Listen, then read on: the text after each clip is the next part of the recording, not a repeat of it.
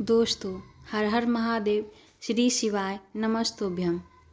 दोस्तों, आज की कथा मैं जो सुनाने वाली हूँ वो है श्रावण माह के कांवड़ यात्रा की कथा कि श्रावण में कांवड़ यात्रा का क्या महत्व है और कांवड़ का जल चढ़ाने से हमें क्या मिलता है।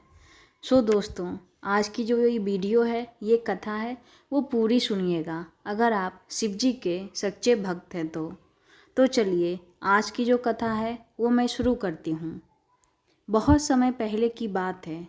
एक छोटे से गांव में राजू नाम का एक गरीब लड़का रहता था।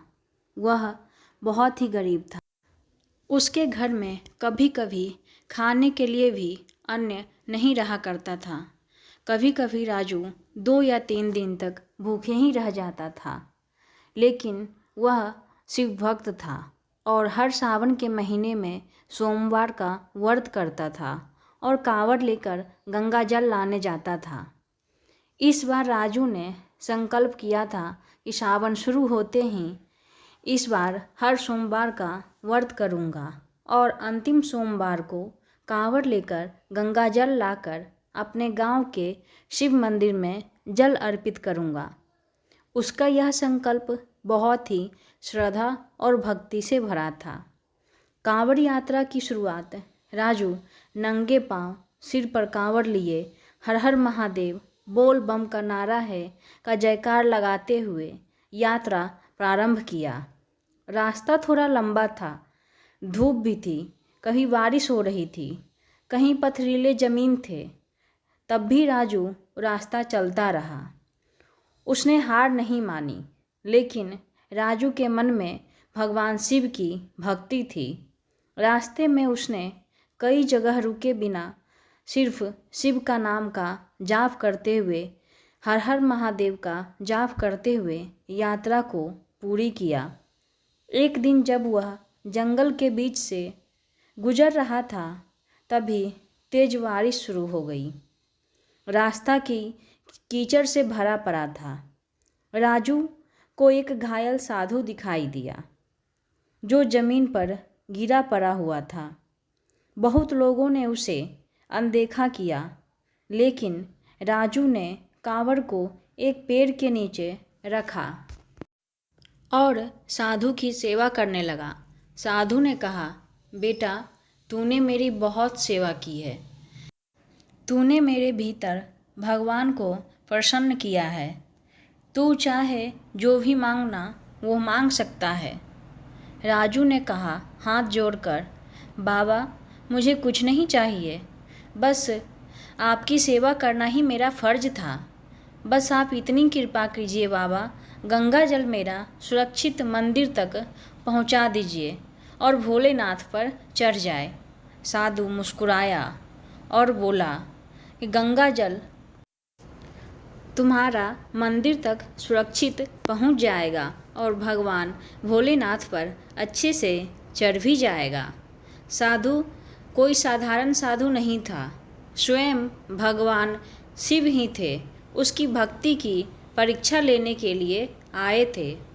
राजू जब अपने गांव लौट रहा था शिवलिंग पर जल चढ़ाकर, तभी एक शिवलिंग पर से एक दिव्य प्रकाश प्रकट हुआ और भगवान भोलेनाथ ने दर्शन दिया और कहा, वत्स, तेरी भक्ति, सेवा और निस्वार्थ भाव से जो भक्ति तूने की है, मैं उससे अत्यंत प्रसन्न हुआ हूँ।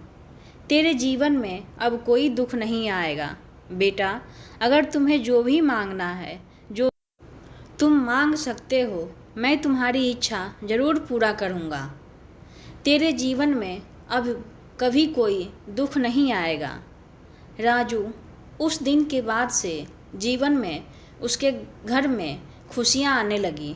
उसके खेत में भी जो अनाज नहीं उग रहे थे, वो पूरे खेत अनाज से लहलहा रहे थे। रातों रात खेतों में अन्न उगने लगे थे। उसे अच्छा सा रोजगार भी मिल गया था। उसके पास जो लकड़ी के झोपड़े थे, वो आज वह महल में बदल गए थे। वह लोगों की मदद करने लगा, गरीब लोगों की मदद करने लगा और मंदिरों में सेवा करने में जुट गया और हमेशा भगवान शिव का पूजा करने लगा। सावन के महीने में सोमवार के दिन कांवड़ चढ़ाने से हमारे जीवन में बहुत ही सुख सुविधा का अनुभव देता है।